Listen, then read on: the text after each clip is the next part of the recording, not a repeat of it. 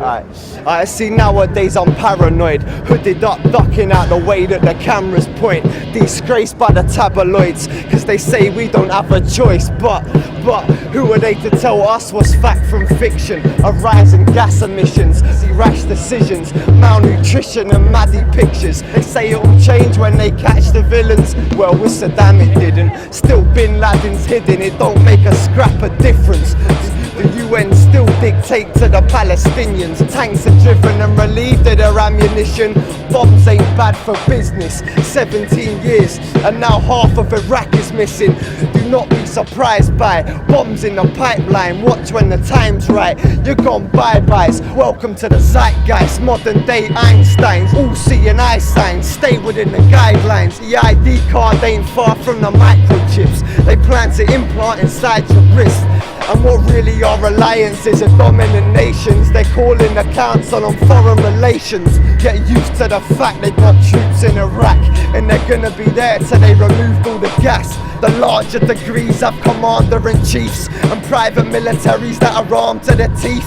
Men in white coats that shoot particle beams, annihilate any single target they please.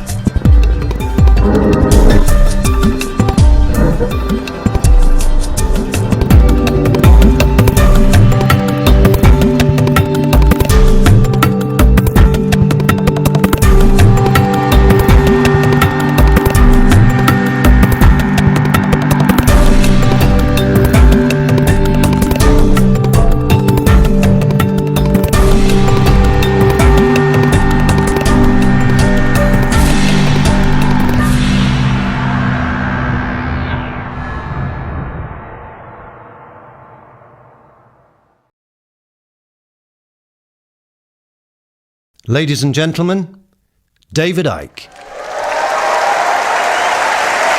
Thank you. Thank you very much. Thank you. Thank you. Thank you.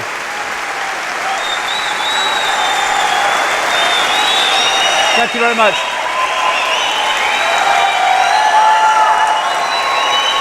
Thank you. Thank you. Thank you very much. Well, what an amazing day, what an amazing event. We've got people here from India, Finland, Sweden, Canada, America, and all over Britain, and all that stuff. Iceland, yeah.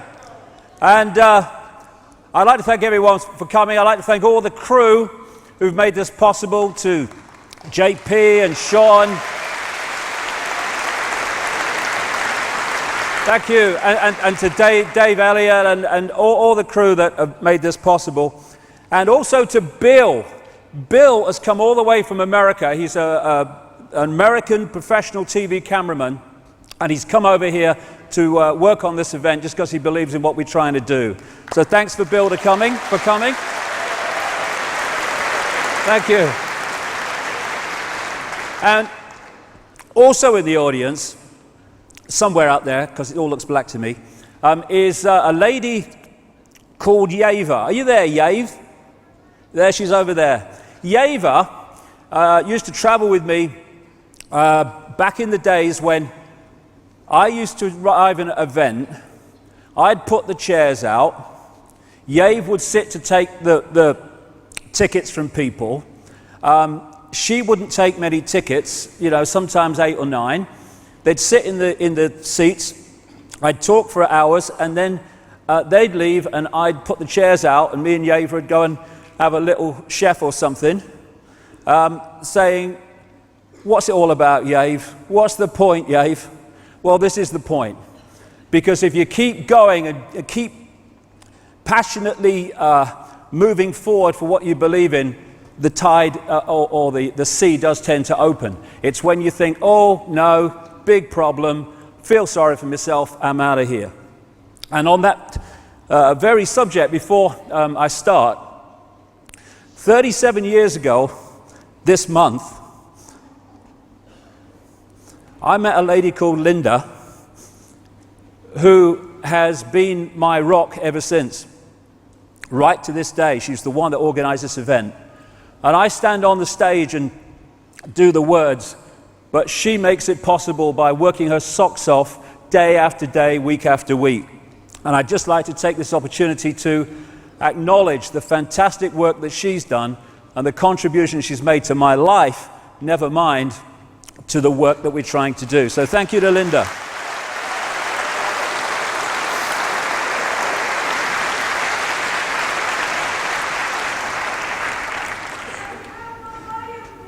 Now, free your mind. I can't hear you, so there you go. I free your mind is what the whole theme of this event is about. And, well, free our minds, because it includes mine as well. And free your mind doesn't mean believe what I say, or believe it because I say it, or take it as read. Free your mind just means opening the mind to all possibility, and then deciding what part of all possibility we choose to accept as reality. So what I'm not doing is standing up here today and saying, "I've got all the answers, here you go, here's another belief system." It's information, it's what I've compiled, it's conclusions I've come to over the last 20 years of full-time research in about 45 countries, but it's information. It's not there to be believed just because I say it. And I think I can sum it up really by what this man said.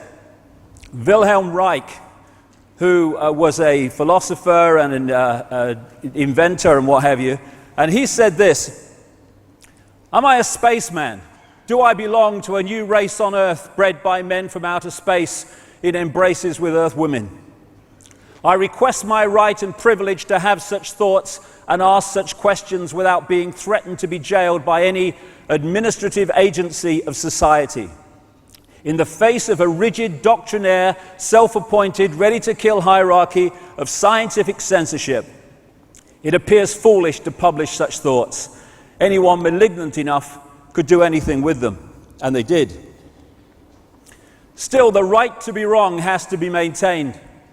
We should not fear to enter a forest because there are wildcats around in the trees. We should not yield our right to well-controlled speculation. It is certain questions entailed in such speculation which administrators of established knowledge fear. But in entering the cosmic age, we should certainly insist on the right to ask new, even silly questions, or apparently so, without being molested. 20 years ago, nearly, I decided I was going to take that right. And I'm going to continue to exercise that right to the day I leave this reality. Because if we don't defend or express our right to go into these areas that are beyond the norm, then we put ourselves in the prisons, the mind prisons, and therefore the physical prisons that those norms impose upon us. I would say this as well. This event today is not about demanding the right from authority to give us our freedom. My freedom all freedom is our natural and eternal right, not the gift of some dark suit or uniform to decide if it's going to give it to us or not.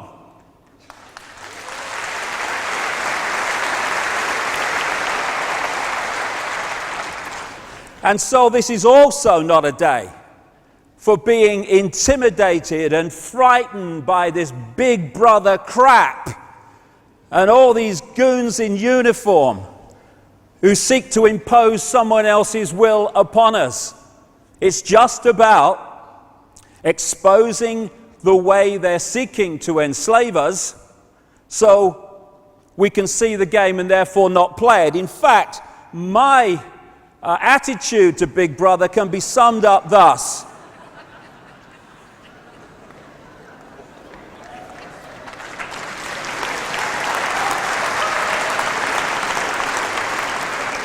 Oh, Big Brother, oh my God. God, sod that for a lark. As Gandhi said, an error does not become truth by reason of multiplied propagation, nor does truth become error because nobody will see it. Put more simply, in his words again, even if you are in a minority of one, the truth is still the truth.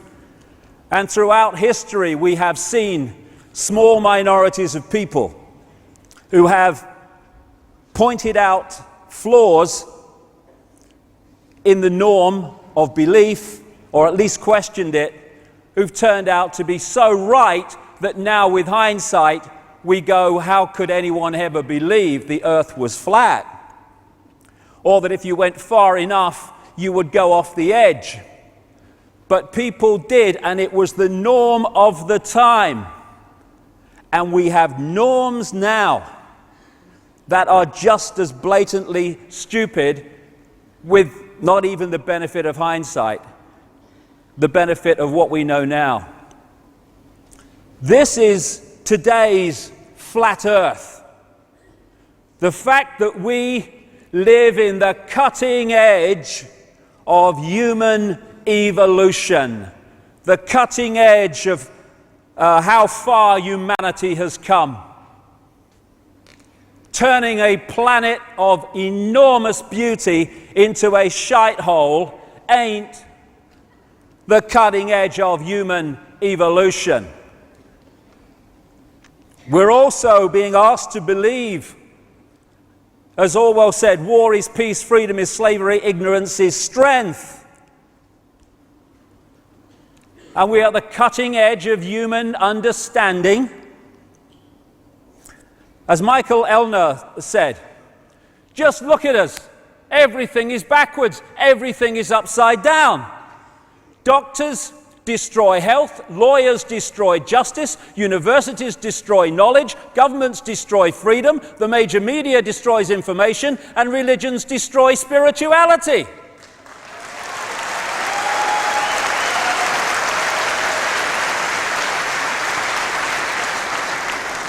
I think there's more to know here. And it's all true. As H.L. Mencken said, the men the American people admire most extravagantly are the greatest liars. The men they detest most violently are those who try to tell them the truth. We live in topsy-turvy land. Why is everything upside down? Everything back to front? Why are there billions of bewildered people who don't understand who they are, where they are, what the whole business of life is all about? The world seems such a ball of confusion and complexity and bewilderment. But it is when you don't have the coordinates to connect things together. Because when you connect the dots, you start to see that apparent complexity as it's played out, an apparent bewilderment as it's played out, has a very seriously clear picture that emerges. Because as you connect the dots between different people, organizations, places, religions, history, suddenly the picture starts to form. Oh, so that's it. If you don't connect the dots, it's just a mass of what's all this about. When you connect the dots, you get the elephant in the living room. You can start to see daily life and the daily news, or passes for it, and all this stuff in a completely different light. And suddenly, what seemed to be incomprehensible starts to make clearer and clearer sense. And that picture, as the dots are connected, the debts too, it's all part of it, is that there are two prime realities that we are experiencing. We're experiencing the movie. That's the movie version of reality that we're given by the mainstream media, by what passes for education, and all the other sources of mainstream information, which explain away events in the world in a certain way. But behind that, it becomes clearer as the dots join up that there is another agenda behind that, which the movie is simply there as a cover story to obscure and hide. And the foundation of that cover story, or the foundation of that secret agenda, is to get billions of people on this planet to wear a mask and play out a false identity that they don't even know is false.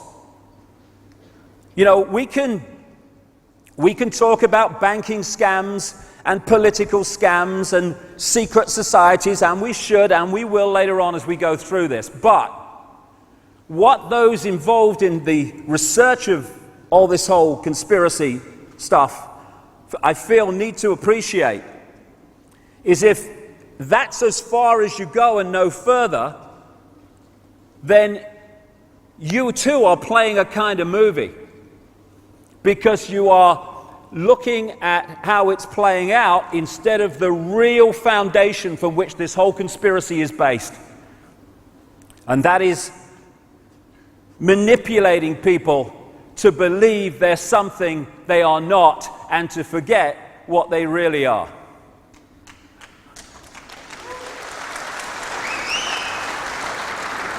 And what we really are is consciousness. Infinite consciousness connected to all other consciousness, the seamless ocean of infinity. And we can move our point of observation around that consciousness and express and celebrate its uniqueness, but we are all of one infinite mind, one infinite consciousness. And the illusion of apartness is an experience of this reality, and its extensuation or accentuation by the manipulators is to get us to see ourselves and everything in terms of apartness instead of as a connected whole. This is symbolically, even more than symbolically, the situation that this whole conspiracy is designed to put us in a bubble of consciousness, which I call body consciousness, which is disconnected from its awareness of the full magnitude of what it is, to the point where it operates on a fraction of its true self and its infinite potential. So in that sense, you can get all that has been, is, and ever will be reading the frickin' sun and believing the date. That's how deeply disconnected we can get. For people watching this in other parts of the world, the Sun is a newspaper, and I use that word in its widest possible sense.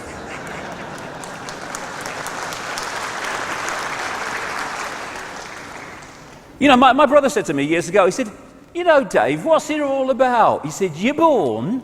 He said, and then you kind of get older, and then you die. I mean, what's it all about? I mean, what is it all about? We're born into this world. We go through these kind of situations of going older and doing this and doing that and doing the other.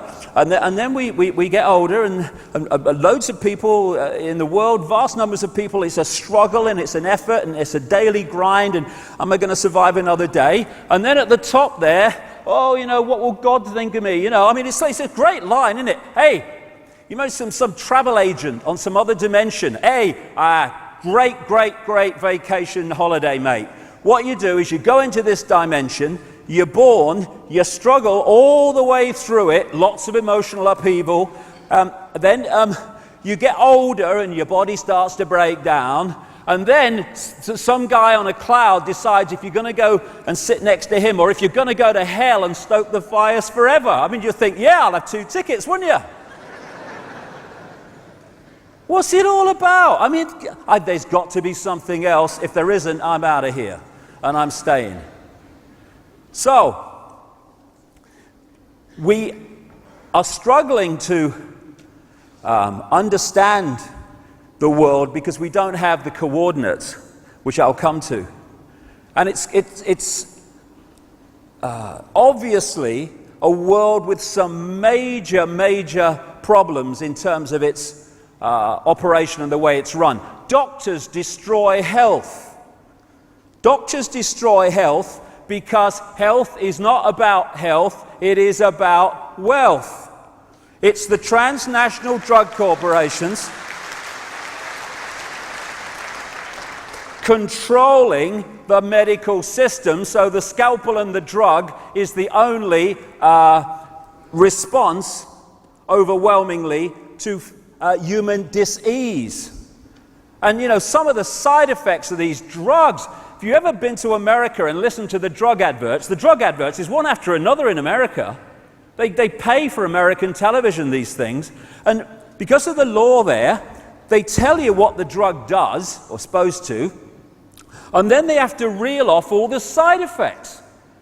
But they're not side effects, you see. That's another little con. Oh, these are the side effects of this drug. No, they're the effects, mate.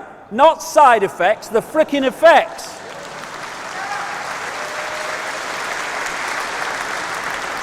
And I was watching one, this is a true story, last year. I was watching one, and it was for a form of Viagra, right? And it said, it told you what it was going to do, treat erectile dysfunction or bloody something. And then he starts reeling off breathlessly, trying to keep the money down, all these side effects. And this is not kidding you. He said at the end, and if you have an erection for more than 4 hours, consult your doctor immediately. Said it. And I'm sitting there watching the telly, and I'm thinking, what's he going to do?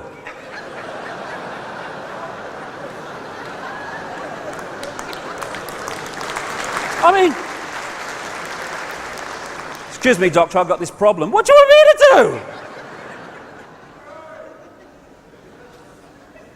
The world's mad. God, I tell you what, if I had an erection for 4 hours, I wouldn't consult a doctor. I'd thank bloody God, me. 3 hours, 55 minutes, bigger than my bloody record already, I'll tell you.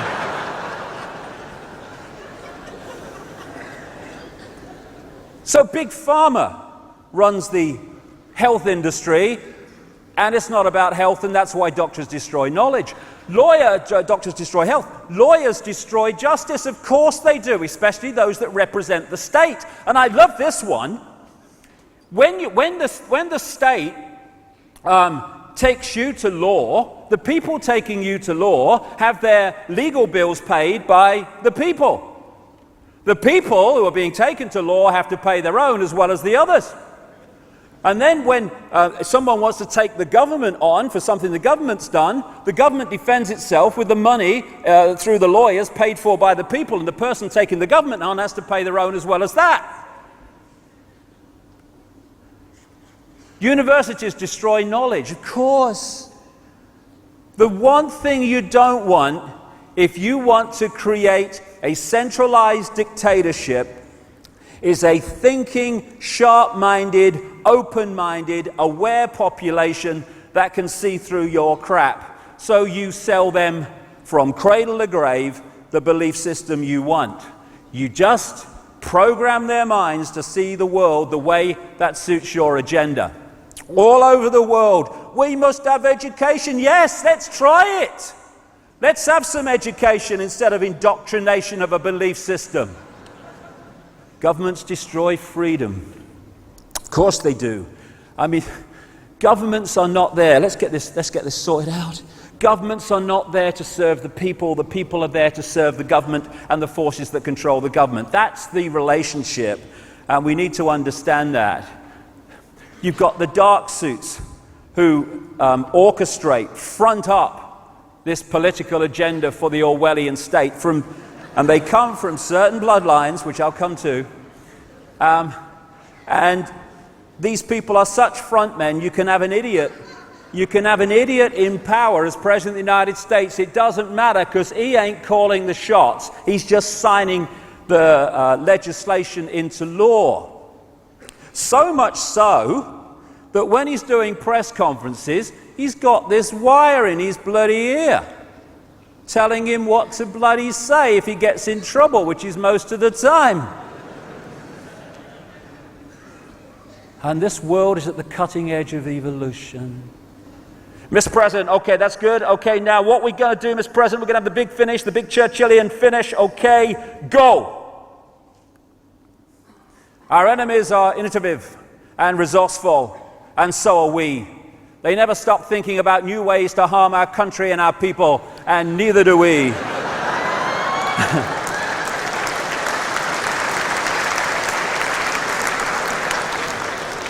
Did you get that? Did you get that, Mr. President? True quote. And now we have the choice between three people who are all controlled by the same force. It's called democracy. Which front man or woman do you want? Here you go, cross there. And these are the people who are fronting up the destruction of our freedom of expression. Then the media. The media are there to tell the people the version of life and events that suits the agenda. And those real journalists who don't will tell you how hard it is to get other kinds of information into the mainstream.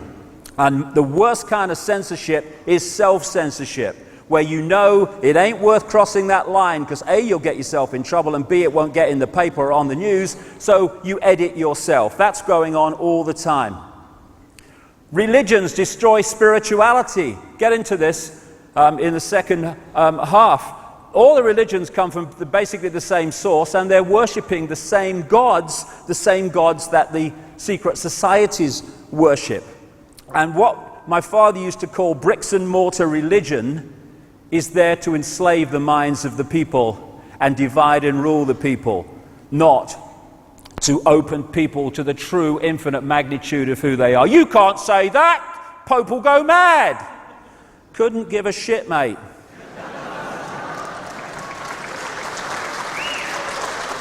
It's a mad world which is sold to us as sanity and rational. And it's held together by what my friend Mike Lambert, who's in the audience today, calls repeaters. People just repeat facts because they've heard them from someone else, and then it becomes conventional wisdom, conventional knowledge, and everyone believes it. As Oscar Wilde said, most people are other people. Their thoughts are someone else's opinions, their lives are mimicry, their passions are quotation. And Mark Twain, I love this one, in religion and politics, people's beliefs and convictions are in almost every case gotten at second hand, without examination from authorities who have not themselves examined the questions at issue, but have taken them at second hand from other non-examiners whose opinions about them were not worth a brass farthing. There you have where the conventional knowledge, wisdom, this is how it is, mate, comes from. It's a war on the human mind and human perception so we see the world and ourselves in ways that allow this conspiracy to go on. And also, society is structured to keep us busy, moving. Oh, mortgage. Oh my God, rent. Oh my God, job. Oh my God, what's happening? Oh, it's a credit crunch. Oh my God, food prices. So no one goes, so that's what's going on, because you're too busy trying to survive. That's the idea. And it starts with the kids now, younger and younger. Oh, you've got to pass this exam. You've got to pass this exam. Oh my God, what will happen? Oh, you've got to get good grades. Oh my, hey, have some bloody fun. Have a bloody laugh, mate.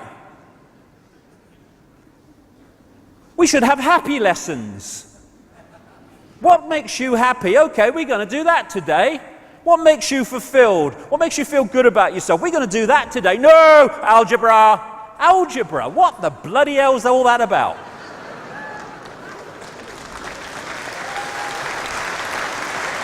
I could never work it out. I never tried, really. What does X equal? Couldn't give a shit, mate. Whatever you say. Ain't bothered. I've lived 56 years, right? I've never used bloody algebra. I've never entered my mind. Shh. Get that one. Delete file. So we have this world of apparent confusion because of the way that it operates. We turn out shite that we don't know what to do with. We reach a level where we can create amazing technology, and we use that technology to pepper bomb cities full of civilians. And you know, we've at the cutting edge of evolution. We can kill more people in one goal than ever before. Hey! Isn't it great to be human? And this is what we do in the name of freedom. We think it's okay for children to sign their names on bombs which end up on children just like them in the Lebanon. But we don't want to talk about that. Hey, here's a game show. Watch this. Shut up. Hey, honey, quick. She's going for the car.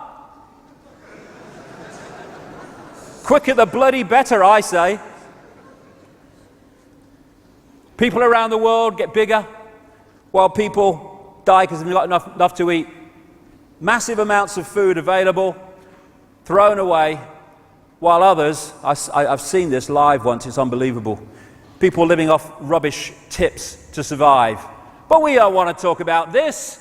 Oh no! Hey, quick, honey! There's a picture of Paris Hilton naked in the back of a car. Quick! Was that the car that lady just went for? Watch this! Shut up!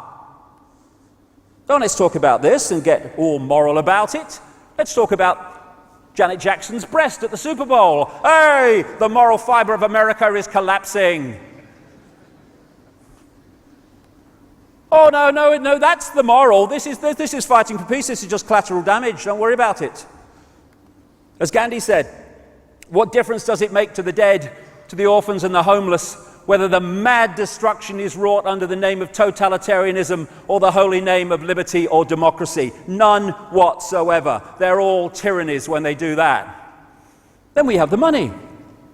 What you do is you go to the bank and you borrow money that has never, does not, and will never exist, called credit, and then you mortgage your house to it, you mortgage your car to it, your land to it, your business to it, and if you don't pay back money that doesn't exist, called credit, then the people that have lent you that non-existent money get your car and your business and your house.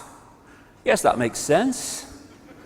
And this money scam, where they get us into debt by borrowing money that has never, does not, will never exist, is in the very DNA of society. It controls choice, controls maneuverability, or if we allow it to, controls society. And who controls money? Controls society. Who controls money? A tiny few people, as we'll see. But we don't want to talk about that. Hey, honey, quick, on the Jerry Springer Show, this man's going to hit his girlfriend. Quick.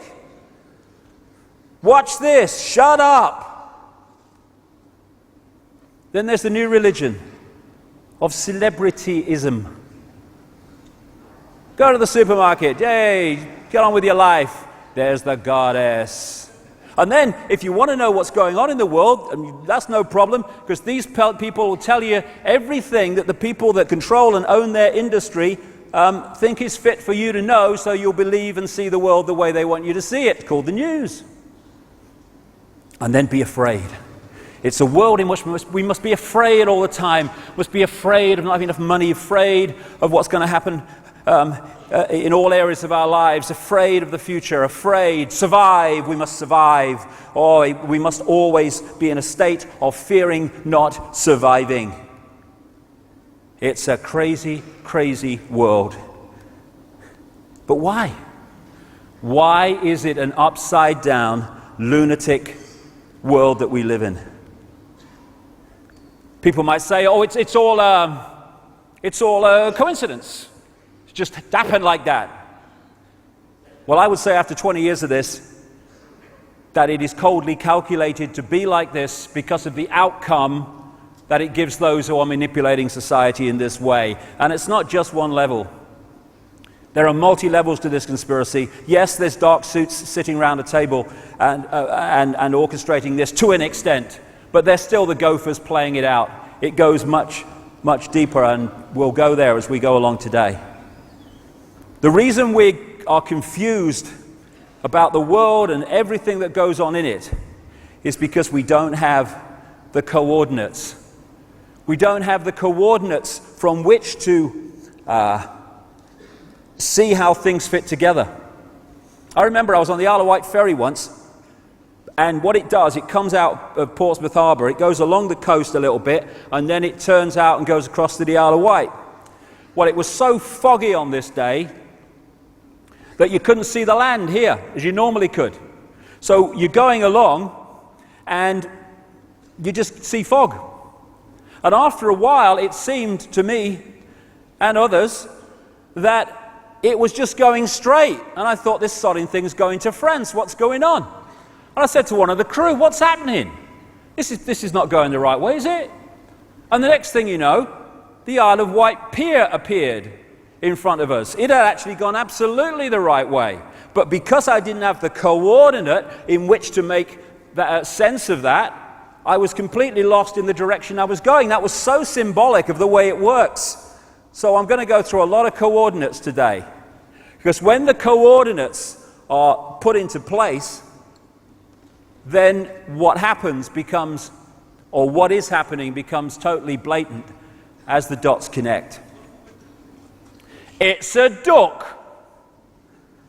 You're a journalist, aren't you? Yes. How did I guess? Coordinate number one. Who are we? How few people kind of seem to ask that question, in my experience anyway. I live in the real world, mate. I've got to get on with my job and my life. Yeah, but who are we? What are we doing? Oh, I'm bothered. We're going to get on with my life. But without this knowledge, this key coordinate, how the hell can we understand what's happening and our part in it? Coordinate number one, we are consciousness. We are not the body we think we are. And the idea is to put us in these eggshells of consciousness, and it's a doddle if we don't hold on to an understanding or have an understanding of who we really are and the magnitude of it. Just a quote from one of my books, only when we know who we are can we know freedom. Of course. Unless we know the nature of reality and who we are and our part in it, how can we understand the world if we don't understand the reality that is the world? No wonder we're bloody confused. What is reality? How about that question? Oh no, that's just for scientists, it's not for you. We'll watch the football. Nazi propaganda minister Goebbels. It thus becomes vitally important for the state to use all of its powers to repress dissent, for the truth is the mortal enemy of the lie, and thus by extension the truth becomes the greatest enemy of the state. And the truth that is most suppressed, the biggest lie of all of them, on which all the others are based, is it's all an illusion. This physical world is not physical, it's not even out there, it's in here. It's a holographic projection. So come to as we go along. It's an illusion of physicality, an illusion of solidity. We are consciousness. And it's so easy to trick the mind brain to see reality in ways that are not actually what it's looking at. This is this amazing bloke who draws pictures on flat pavements, and yet the mind reads them, the brain reads them as three-dimensional. Does some great stuff. There's another one. We can look at that as, 7 compartments, or we can see that as a box. Depends on how the brain reads it. These color reds are both the same, but because of their interaction and placement with other colors, they look totally different because the brain reads them differently. We are decoding reality, and how we decode it decides the reality we experience. Major point we need to understand.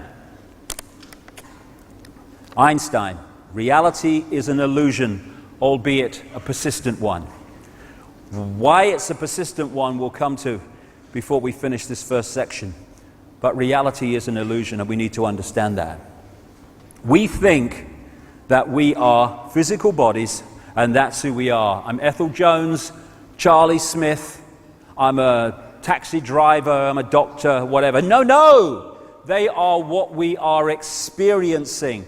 They're not who we are. There are many multiple levels to us. This is just one that allows us to experience this reality.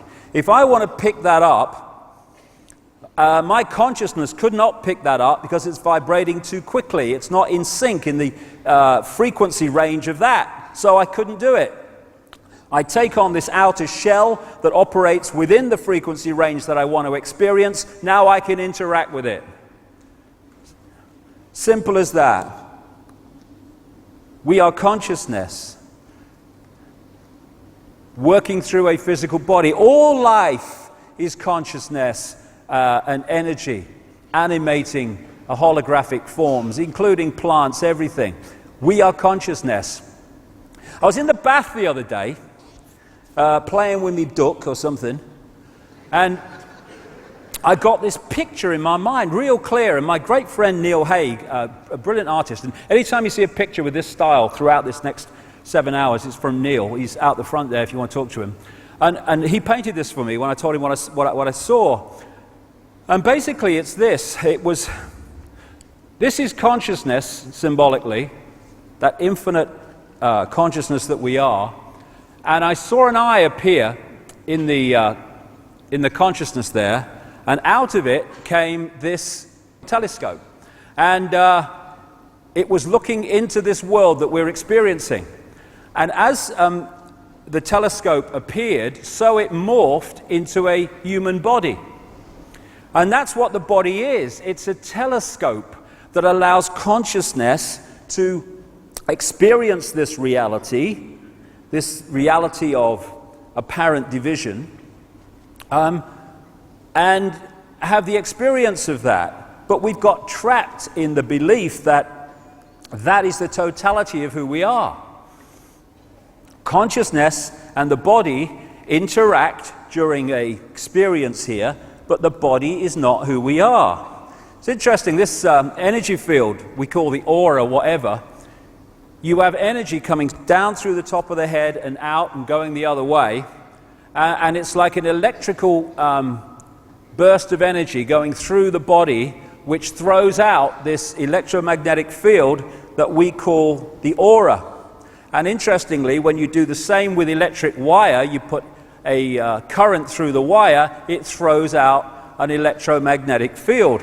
And in the same way that this happens to us, so it happens to the earth, because everything is a reflection of everything else and works in basically the same way. And this combination of the genetics of the body and the electromagnetic field I call body consciousness. And we have a choice of connecting that body consciousness level of our experience to the great infinite all that is, in which case we will have access to a massively expanded level of awareness and perception and be able to see through what we can't see when we're stuck in the body reality. Or, and that's what this is basically, this eggshell I talk about, it is the body consciousness, the auric field working directly through the body. And if we get isolated in that, then our level of reality perception and what we can perceive and expand our mind to understand is massively suppressed. And this is the situation that we face in this world. People who are infinite consciousness operating at the level of body consciousness. And that's exactly where the manipulators want us. Because if we are not connecting out there and getting our insight, inspiration, intuitive knowing from out there, then where do we look to get a fix on who we are and what's happening in the world? We look that way, through the ears and the eyes. And who's controlling that information? Those that control the media, education, etc. Gotcha.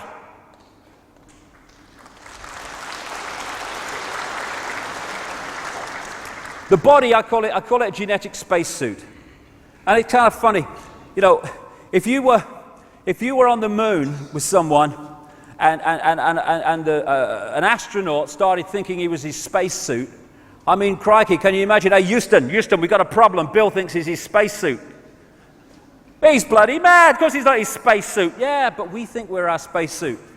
And what would there be in that situation on the moon? There would be chaos. Well, that's why there's chaos here, because we believe we're our spacesuit. That's what makes racism so insane. It's like saying, I'm better than you because my spacesuit's different colour. Bloody ridiculous. But the cutting edge of human knowledge, so why should I complain? We are consciousness working through the body.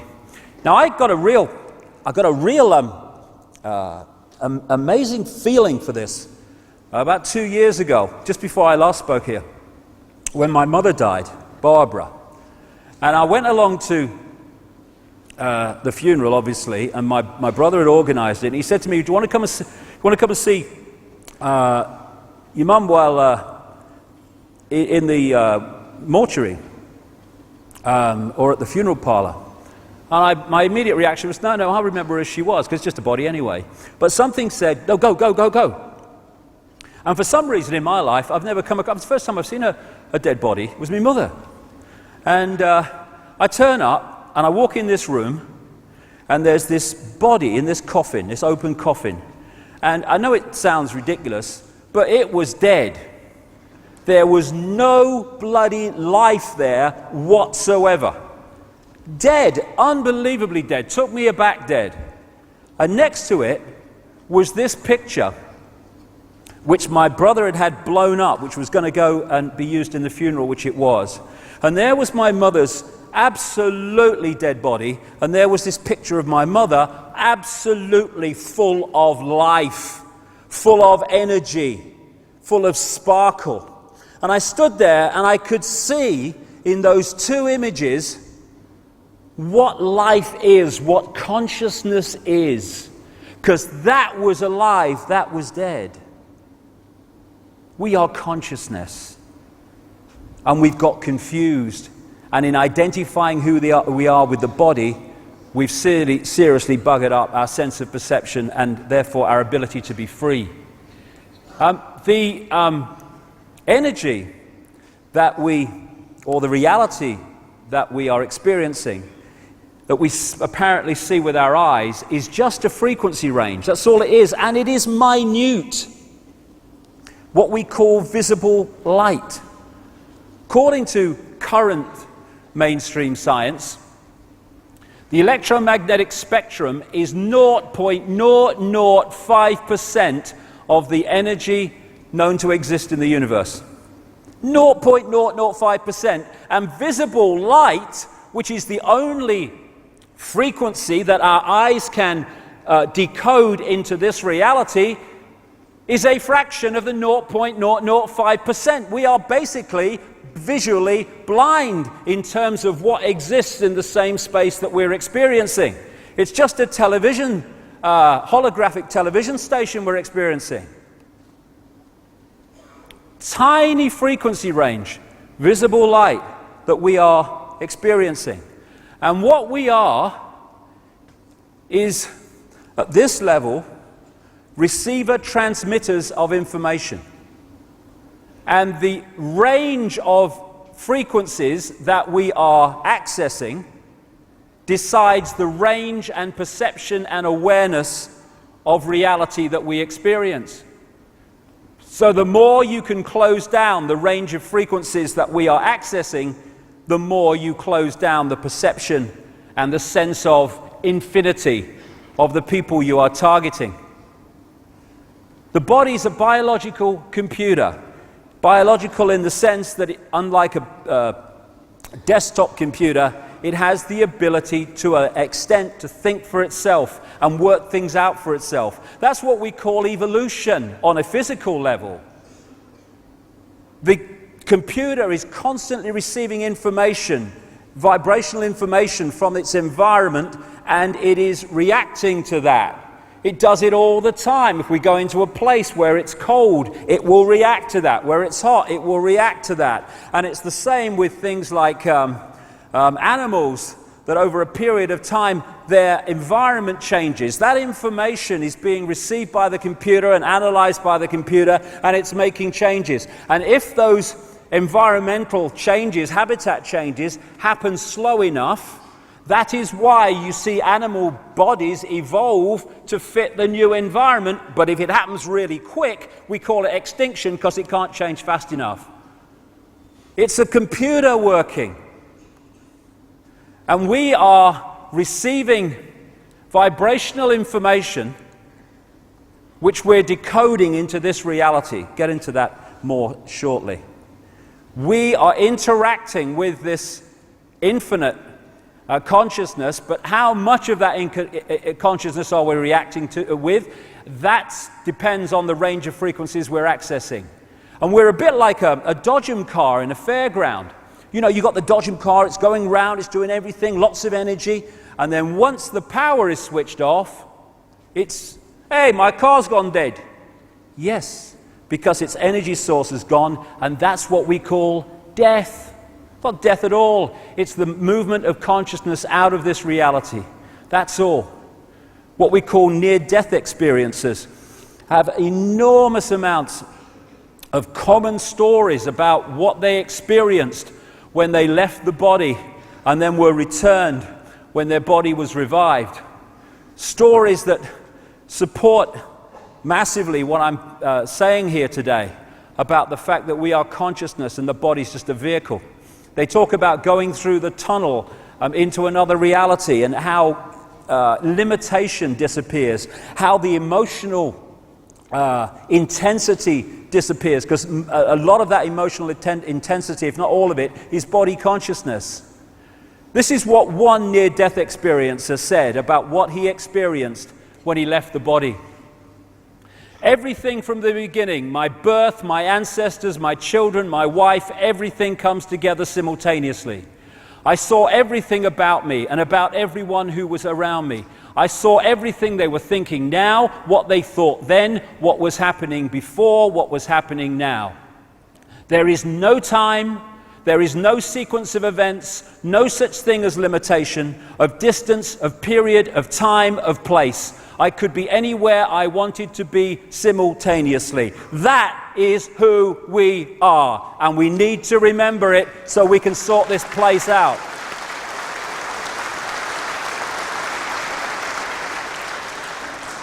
What do you mean there's no time? That's stupid. Oh, right. So, manufactured time is on my wrist. If I cross a certain invisible point in the world, I enter yesterday or tomorrow. Ridiculous. It's a decoding illusion, time and sequence.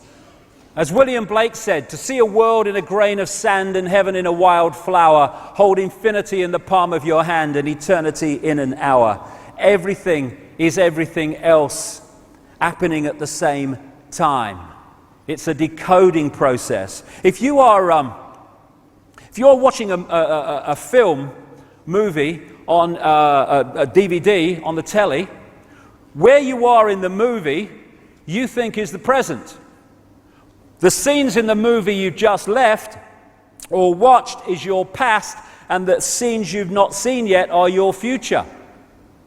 But all of them still exist in the same moment that you're experiencing what you perceive to be the present. And if you run back, bingo, you're in the past. You run forward, you're in the future. No, you're in the same now.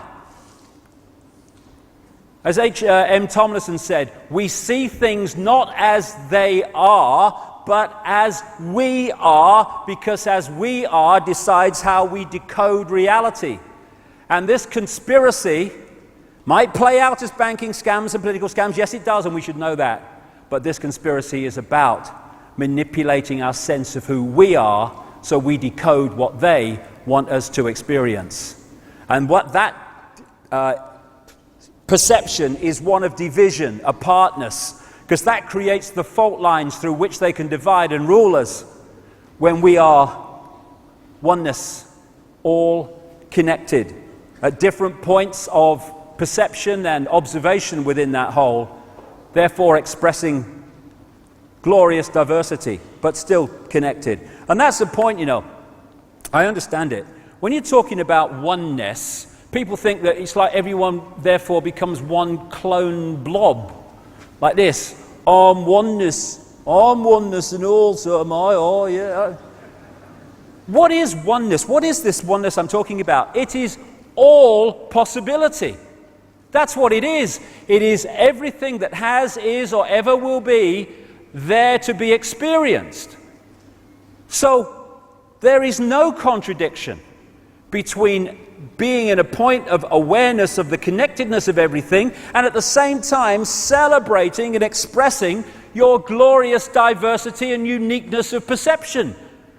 Indeed, the uniqueness of our expressing of our lives is honoring, if you like, the oneness that is all, because it's all possibility. What you get, ironically, when you disconnect from that into that, is you get a situation where you do get people who are, you know, I'm not oneness, neither am I, I'm not oneness. You do get uniformity, because people start operating on the same tiny range of frequencies, and therefore they start acting and seeing the world the same. Everyone thinks the same, everyone's tuning to the same bloody station. That's why we think when we experience the world, and understandably it seems like that, and the way we decode it, that the world is out there, that summit's out there. In fact, it's just a projection. It's all going on in our minds, in our heads, as we decode reality. As the great Bill Hicks, the American comedian, said, what a great man he was, great man. All matter is merely energy condensed to a slow vibration. We're all one consciousness experiencing itself subjectively. There's no such thing as death. Life is only a dream, and we are the imagination of ourselves. And that's the foundation of the conspiracy. Manipulating our imagination of ourselves. Infinite love is the only truth. The existence of an infinite consciousness is the only truth. Everything else is illusion. Everything else is the imagination of that consciousness made manifest and experienced. This is who we are. This is what we think we are. We think we're the body that we see in the mirror. Humans are a software program.